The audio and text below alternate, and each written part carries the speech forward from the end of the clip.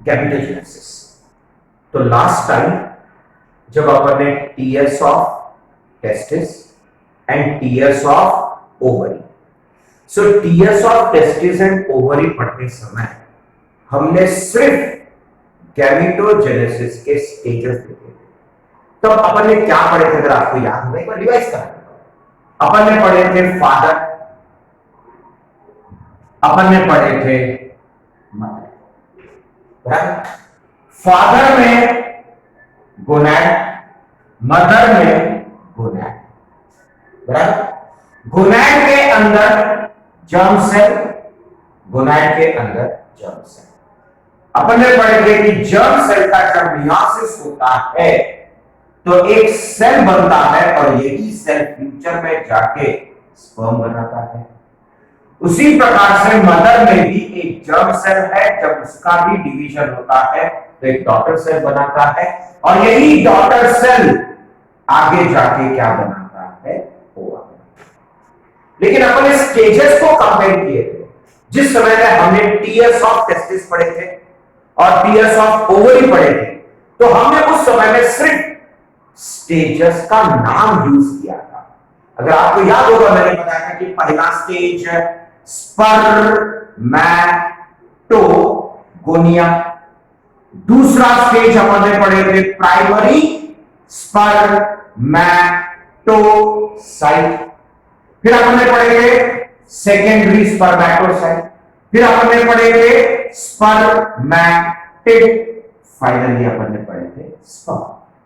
फिर मैंने आपको बताया था कि फादर में गैमेटोजेनेसिस, स्पर्मैटोजेनेसिस और मदर का oogenesis ऑलमोस्ट सेम है स्टेजेस के नाम के अनुसार। सेम चीजें यहां पर हमने पढ़ते थे, याद होगा। स्पर्मैटोगोनिया, गोनिया वर्ड सेम है, वहां क्या पढ़े थे अपन ने, oogonia। फिर अपन ने क्या पढ़े थे, प्राइमरी oocyte, फिर अपन ने क्या पढ़े थे, सेकेंडरी oocyte, फिर अपन ने क्या पढ़े थे, ooty। देखो दोनों में कुछ फर्क नहीं है, it's a gametogenesis. Formation of gamete is called as gametogenesis. In father sperm formation is called as spermatogenesis. In mother formation of ova is called as oogenesis। दोनों में स्टेजेस के नाम ऑलमोस्ट सेम है। दोनों में गोनाड, दोनों में germ cell, दोनों में gonia gonia, cyte cyte, tid tid, spermatogonia, oogonia।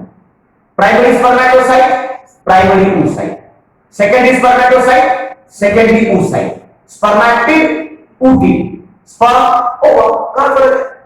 मतलब इवन स्टेजेस के नाम भी ऑलमोस्ट सेम है।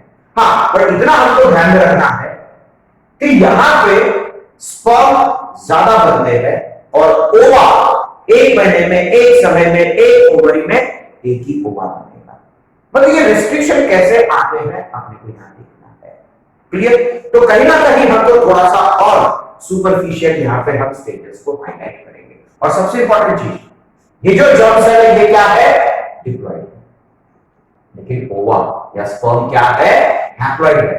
तो हर एक स्टेज की कंडीशन, मतलब स्पर्मैटोगोनिया, ये साइड और ये टिड, इसका हैप्लॉइड नेचर है कि डिप्लॉइड नेचर है, अभी हम ये साबित करेंगे। बहुत सिंपल है, एक समझ में आएगा तो दूसरा वैसे भी फ्री में मिल रहा है आपको, बराबर। तो यहाँ पे भी हम वही कंपैरिजन करेंगे फादर एंड मदर का। फर्क इतना है कि हमको यहाँ पे एक चीज आपको मेटामॉर्फोसिस बताया था मैंने आपको, जब एनिमल हस्बेंड्री पढ़े थे हमने। कभी भी डेवलपमेंट के दौरान नए पार्ट्स ऐड होते हैं, that is called as metamorphosis. और स्पर्म फॉर्मेशन में एक हैप्लॉइड सेल है, उसमें नए पार्ट्स ऐड होते जाते हैं, so that is called as metamorphosis. पढ़े गए अपन वो चीज, ठीक है। तो हमको कंपेयर करना है, तो इस कंपैरिजन में ध्यान रखो, हमको स्पर्मैटोजेनेसिस एंड oogenesis को कंपेयर करेंगे। तो ये रहेगा कौन सा, स्पर्मैटोजेनेसिस।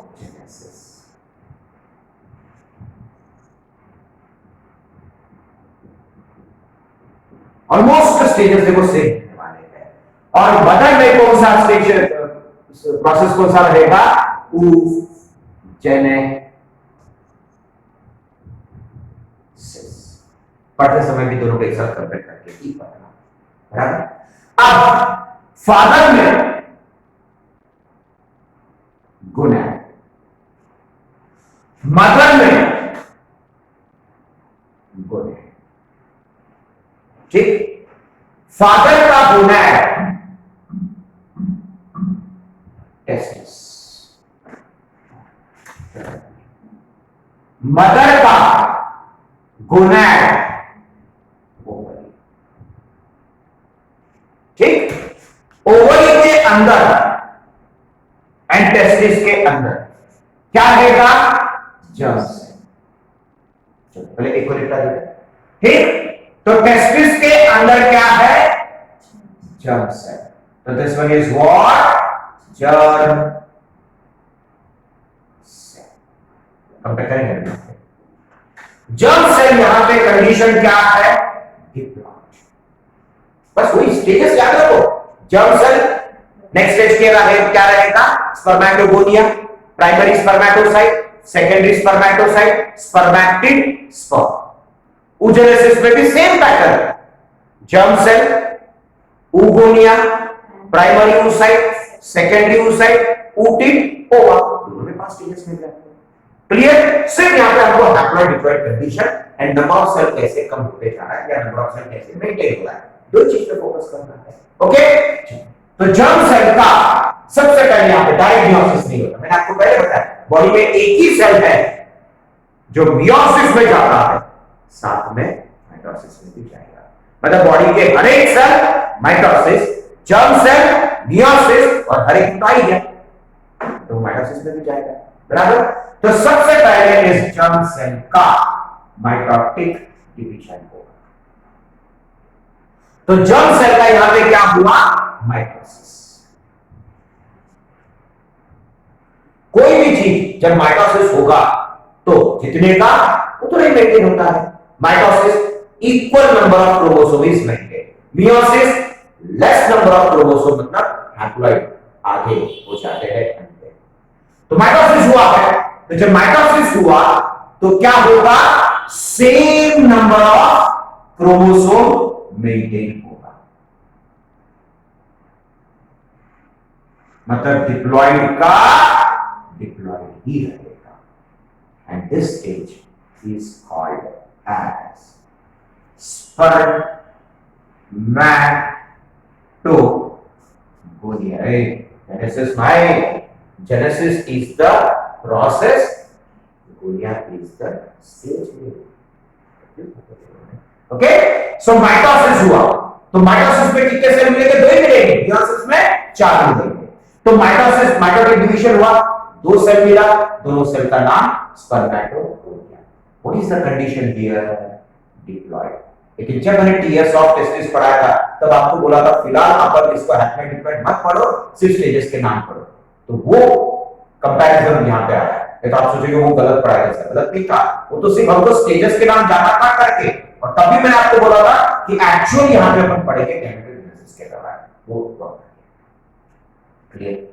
अब यही स्पर्मेटोगोनिया अब सिर्फ साइज बढ़ेगा, मतलब यहां पे ये क्या होगा, सिर्फ ग्रो होगा, मतलब बड़ा होगा, मतलब एनलार्ज होगा,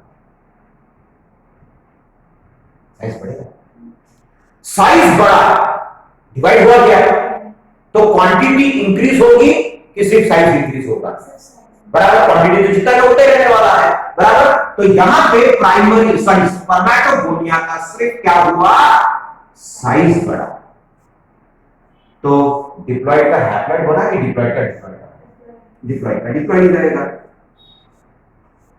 now this stage is called as primary, क्या रहेगा, स्पर्मेटो। कितना सिंपल है, स्टेजेस के नाम याद है तो पूरा इजी जाएगा भी आपको। अभी तक हैप्लॉइड, मतलब अभी तक मियोसिस हुआ क्या, अब यहां पे प्राइमरी स्पर्मेटोसाइट का मियोसिस होगा। मियोसिस पढ़ाया था मैंने आपको, 2 स्टेज है, एक meiosis 1, meiosis 2, end product is 4, but meiosis 1 results into 2 cell, meiosis 2 results into 2 cell, total हो जाएगा बराबर। फिर इसका और दो बनते जाएगा तो टोटल क्या बनेगा 4 बराबर। तो यहां पे प्राइमरी स्पर्मेटोसाइट का अब meiosis होगा, बट ये जो meiosis रहेगा this will be just meiosis 1। क्या है meiosis 1। तो अब ये सेल हैप्लॉइड बनाएगा कि डिप्लॉइड बनाएगा? वेरी गुड, अभी तक कंडीशन क्या आया, डिप्लॉइड आया। तो अब यहां पे क्या बनेगा हैप्लॉइड कंडीशन। तो 2n का क्या बनेगा, तो ये क्या है meiosis 1। अब क्या होगा meiosis 2 होगा ना। अब ये क्या था प्राइमरी स्पर्मेटोसाइट, तो ये क्या रहेगा, वेरी गुड, बस स्टेजेस के नाम याद रखो, पूरा इजी। अब ये क्या बन जाएगा सेकेंडरी स्पर्मेटोसाइट। स्टेजेस तो ये जो अपने पहले पढ़े, तो क्या बन गया सेकेंडरी स्पर्मेटोसाइट। अब ये सेकेंडरी स्पर्मेटोसाइट meiosis 2 हो जाएगा। जब इसका जब meiosis 2 होगा, ये भी 2 सेल बनाएगा, इसका जब meiosis 2 होगा तो ये भी 2 सेल बनाएगा। तो अब ये स्टेज क्या है meiosis 2, जिसकी वजह से अब और meiosis 2 is similar to mitosis, तो जितने का उतना। तो यहां पे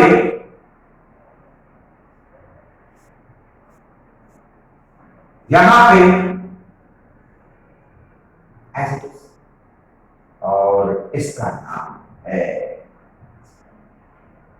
स्पर्मेट,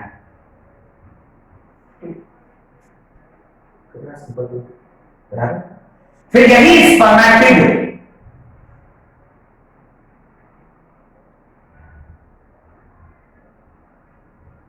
मैच्योर होगा, हेड बनेगा, नेक बनेगा, मिडल पीस बनेगा, टेल बनेगा, एक सेंट्रियोल डिवाइड होकर 2 सेंट्रियोल बनेगा, प्रॉक्सिमल सेंट्रियोल, डिस्टल सेंट्रियोल, या तो हो गया अपना स्ट्रक्चर बराबर।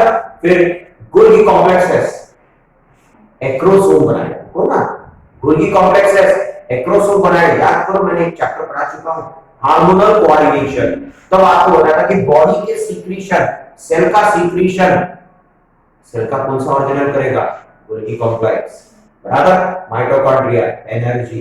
तो वैसा ही बॉडी के अंदर में सेल का सीक्रेशन किसकी वजह से है गोल्गी कॉम्प्लेक्स। और ऑलरेडी फर्टिलाइजेशन हो चुका है ना, उसमें एक्रोसोम क्या पढ़ा था मैंने भाई, केमिकल सीक्रेट करता ना, याद आ रहा है स्पर्म लाइसिन, गैल्यूरोनिडेज, कितने सारे केमिकल्स है बराबर। तो कोई भी चीज सीक्रेशन सीक्रेट करने वाला कोई भी पार्ट रहेगा सेल में, दैट इज गोल्गी कॉम्प्लेक्स। या गोल्गी कॉम्प्लेक्स क्या बना चुका रहेगा एक्रोसोम बना देगा, माइटोकॉन्ड्रिया तो बनेगा, वो तो मैं ये नहीं कर रहा हूं। मेन चीज इज व्हाट एक्रोसोम पेनिट्रेट करना है। तो यहां पे नए पार्ट्स ऐड होंगे मेटामॉर्फोसिस बराबर। एंड फाइनली ये बना देगा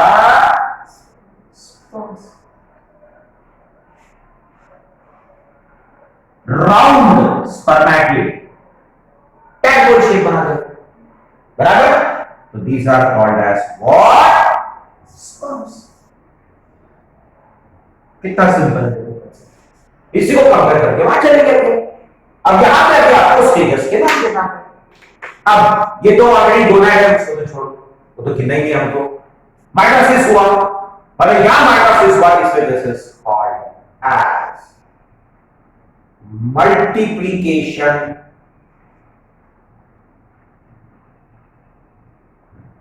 फेज। क्या नाम पड़ा, बिकॉज वहां पे मल्टीप्लाई हुआ है इक्वल नंबर, तो फाइव नंबर बैठेगा, सो मल्टीप्लिकेशन बराबर। यहां पे मल्टीप्लाई हुआ कि सिर्फ ग्रो हुआ, इसीलिए this phase is called as growth phase. Same चीज वहां रिपीट होगी, is called as growth phase बराबर। यहाँ पे बहुत सारे चेंजेस आए हैं, अभी तक कुछ खास चेंजेस नहीं आए, जेरोक्सी मेंटेन हो रहा है ना। अब यहां पे क्या आया, चेंजेस आए हैं यहां से लेके चेंजेस आया है, that's why this is called as maturation. क्या रहेगा, क्या रहेगा, मैचुरेशन। अब यहां पे क्या हुआ, मेटामॉर्फोसिस, बराबर। Formation of sperm from spermatid, ये चीज मालूम नहीं देगा, वहां तो सिर्फ क्या हो गया, एडिशनल पार्ट्स ऐड हो रहे क्या, नहीं ना, ओवा में जैसे के वैसे कन्वर्ट हो रहा है, यानी कि जैसे कैसे कन्वर्ट हो रहा है क्या, नहीं, उसमें नए पार्ट्स ऐड हो रहे हैं, मेटामॉर्फिक, बराबर। तो यहां पे formation of sperm from spermatid और conversion of spermatid into is called as spermiogenesis, spermatogenic, ये पूरा spermatogenesis है, इतना सा spermiogenesis, ठीक। तो formation of sperm from spermatid, spermiogenesis, और conversion of spermatid into sperm is called as spermiogenesis. कितना से फर्स्ट स्टेज से देखो, मेटामॉर्फोसिस होगा, सेम चीज वहां पे आना चाहिए। और वो एग्जाम की तैयारी करते समय भी आप ऐसे ही पढ़ो, एक साथ पढ़ो, इसको अलग उसको अलग मत पढ़ो, बराबर। सेम पैटर्न में चलते, सेम पैटर्न में चलते हैं, ओके। बट पैरेलल थोड़ा सा मेंटेन करने की कोशिश करो, यहां ऊपर नीचे हो सकता है, ओके। तो ओवरी, तो ओवरी के अंदर क्या रहेगा बताओ, चांस है, तो ओके। तो ये हो गया 2n, this one is same follow करेंगे आप। बट एक चीज यहां पे ध्यान रखना, सबसे इंपॉर्टेंट चीज ये है, एक समय पे एक ओवरी में एक ही ओवा होना चाहिए, मतलब फाइनली यहां पे कितने ओवा दिखेंगे, एक ही दिखेगा, बराबर। यहां पे बहुत सारे स्पर्म दिख रहे हैं, भाई इसके भी तो 4 बनेंगे ना, भाई ये एक प्राइमरी स्पर्मेटोसाइट के कितने बने, 4, तो दूसरे प्राइमरी स्पर्मेटोसाइट के कितने बनेंगे, 4, तो टोटल 8 बनेंगे। यहां पे एक ही बनाना होगा, कैसे बनाना है उसका क्लियर। अब यही जर्म सेल का सेम चीज क्या होने वाला है, माइटोसिस, 2n 2n,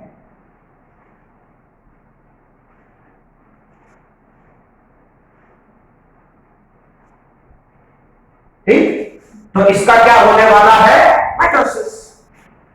ये भी हुआ यहां पे क्या, माइटोसिस। माइटोसिस हुआ तो यहां पे क्या मिला था, स्पर्मेटोगोनिया, यहां पे क्या मिलेगा, ओगोनिया। स्पर्मेटोसाइट पे यहां पे क्या हुआ था, एनलार्जमेंट, बराबर। तो यहां पे भी क्या होने वाला है, एनलार्जमेंट ही होने वाला है, देखते यहां पे,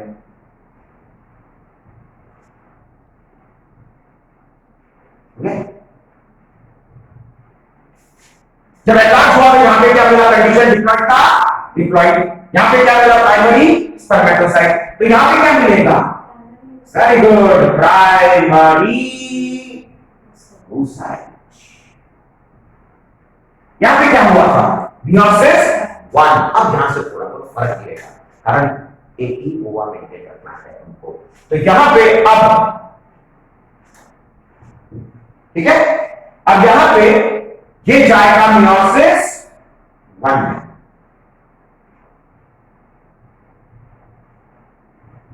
मियोसिस 1 में। देखिए जब मियोसिस 1 में जाएगा तो यहां पे फर्क पड़ता है, एक सेल मिला और दूसरा सेल एकदम रेड्यूस्ड मिला, क्योंकि उसको तो डिजेनरेट बोलेंगे, तो दूसरा सेल एकदम रेड्यूस्ड मिला, वो भी हैप्लॉइड है लेकिन वो यूटिलाइज नहीं होगा, ये हैप्लॉइड है लेकिन यूटिलाइज होगा, तो ये हो गया मियोसिस 1। तो ये जो छोटा वाला जो सेल बना है, this is called as polar body, first polar, और ये एक्चुअल स्टेज है। तो इस स्टेज का नाम क्या लिखना चाहिए, यहां क्या था, सेकेंडरी स्पर्मेटोसाइट, तो यहां हम क्या लिखेंगे, वेरी गुड, तो ये हो गया सेकेंडरी oocyte, ठीक। So this one is secondary oocyte. तो सेकेंडरी स्पर्मेटोसाइट किसमें गया? मियोसिस 2। तो ये भी मियोसिस 2 में जाएगा। तो मियोसिस 2 में जाएगा तो दो ही मिलना है ना। तो अब देखो, अब जाएगा मियोसिस 2 में, और जब मियोसिस 2 में जाएगा तो ये डिवाइड होने ही वाला है। फिर से वही सी एन, दूसरा क्या बनेगा?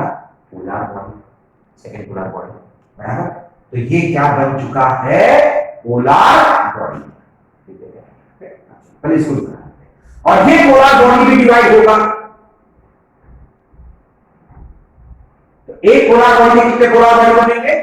2, और इसका भी पोलर बॉडी होगा, तो टोटल पोलर बॉडी कितने बनेंगे? 3। और कितने ओवर बनेंगे स्टेज में? बराबर। तो अब ये सभी क्या हो गए? Polar bodies. अब ये हो गया मियोसिस 2, और ये अभी भी क्या है? Polar body. अब ये क्या कहलाएगा? Very good. So this one is ऊतक। और यही ऊतक जैसे के वैसे क्या बना देगा मुझे बताओ? ऐसे किस रहेगा? ओ, नए पार्ट्स ऐड हुए नहीं, तो आज से फाइनली क्या बना देगा? ओवर। इसी यहां पे जैसा स्पर्मियोजेनेसिस जैसा पार्थेनोजेनेसिस नहीं है। सेम स्टेजस के नाम चलेंगे, सेम स्टेजस के नाम। सबसे पहले यहां पे माइटोसिस हुआ, तो इस वजह से ये भी क्या रहेगा? मल्टीप्लिकेशन। क्या है? एनलार्जमेंट हुआ, very good. So this one is growth phase, maturation phase. तो ये भी क्या रहेगा? Maturation phase.